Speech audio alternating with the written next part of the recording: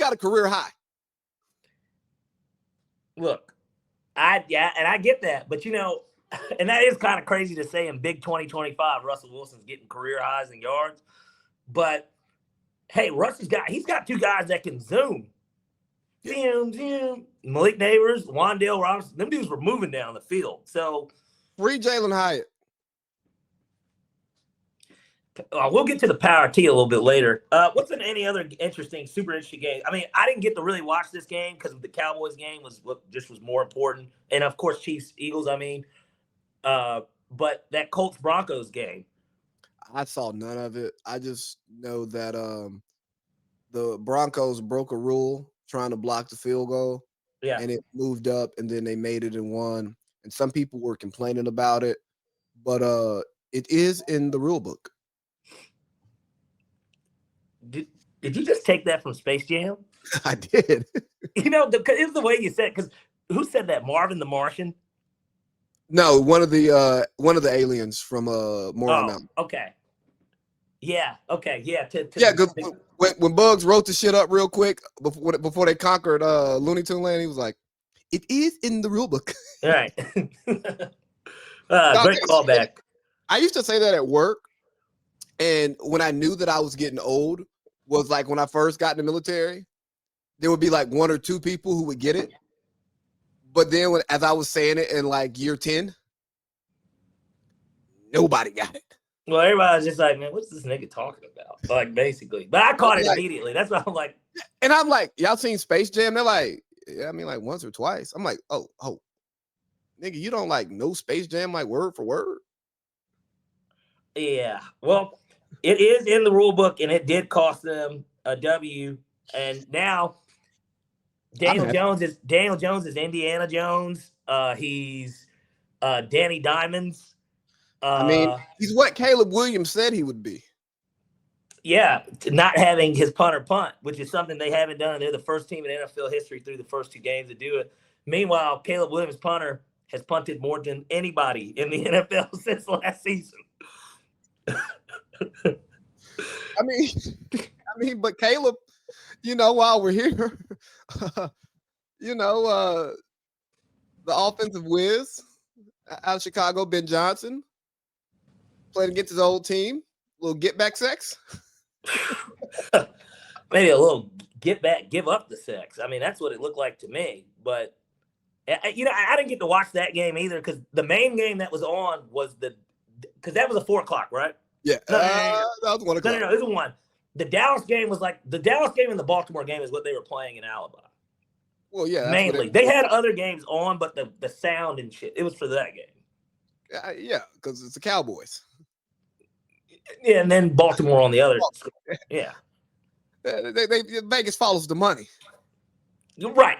But my takeaway from Chicago is less about the game because I didn't watch it. But I struggle to blame a game on a quarterback who I'm not a huge fan of his game. I don't know the guy. When you give up 50 points, the lead story should not be is Caleb Williams and Ben Johnson the right fit. And then you talk about, Caleb looks great in the first 10 plays, first 15, but then he falls apart the rest of the game. And I'm going, okay, well, where's the coaching aspect of that? Because if you're a coach, you are supposed to coach your players, whether it's coach the bad habits out of them or coach around their bad habits to bring out the best of them. So again, I don't like blaming the second year player. Give him blame for what he does wrong. Like, I don't like the way he plays quarterback. He doesn't throw the ball on time, on target. He likes to extend plays all the time. He doesn't really turn the ball over either like that. No, he doesn't. He just takes sacks and throws the ball into the dirt. He struggled with accuracy at USC. These are not his warts were pimples in college. And then finally, Ben Johnson comes out and says that we're not having Super Bowl level practices. Well, Ben wouldn't know anything about that anyways, for what it's worth. But I get what he's saying, I guess. But Ben, I tell you what, he does know what it doesn't look. He knows what it doesn't look like. That's right, sure. Ben. If your team is not practicing at a high enough level, that's a you problem. You can't replace the whole team. So Coach better. Create a culture that they're going to buy into. Don't be so rigid. I'm not saying you are, but whatever you're doing, if you're not getting that level of practice and you got to talk to the media about it, don't just look at the players because, yes, they're independent contractors who should be, for nothing else, do what they should do to compete for their next contract. Like, who cares about the team winning? Who cares about stats? No. You should be doing what you need to do in order to continue to get paid doing it. But Ben Johnson, because he's a media darling, they love him. He's a brainiac. He has all these great plays and stuff. Yeah, he's the next offensive guru. Yeah. And we always want to crown these new coaches. But Ben Johnson shouldn't be getting passes. Ben Johnson should have his feet held to the fire too. Ben Johnson should be talked about like, hey, man, he didn't have the most coaching experience. Maybe he should have brought in a Grizzly offensive coordinator who used to be a head coach who he can rely on to help coach him. One thing Mike Lombardi talked a lot about when talking about coaching, hey, who's coaching the coaches? We know that the coaches are coaching the players. But who's coaching the coaches to make sure that they are coaching to a high enough standard to ensure that the players are meeting the standard? Because sometimes the players don't meet the standard because the coaches don't establish the standard and hold the players to that standard because their head coach is just calling plays and working on the offense, but he's not in the defensive meeting rooms telling his D-line coach what he needs from him to make sure that his defensive line is doing what it's supposed to do so that the linebackers can do what they're supposed to do so the DBs can cover and so his DC can call the right plays to get his offense back on the field so we can score points and win games. Well, and that's why the CEO head coach has had much more longevity and success in the NFL. When you look at those type of guys, you look at John Harbaugh, right?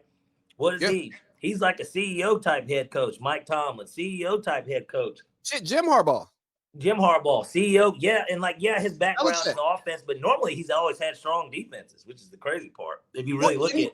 And he doesn't have flashy, like Jim doesn't have flashy offenses. Even when he scores a lot of points, it's not pretty. Yeah. Brett Roman at OC or. Yeah. But typically those are the coaches that have much more longevity. Even Andy Reid, right? Andy has, yes, he's a play caller, but he clearly trusts his OCs, which is why a lot of those guys, minus one, could get a head coaching job after being under his tutelage. But so it doesn't come as a surprise, but we have spent way too much time on the Bears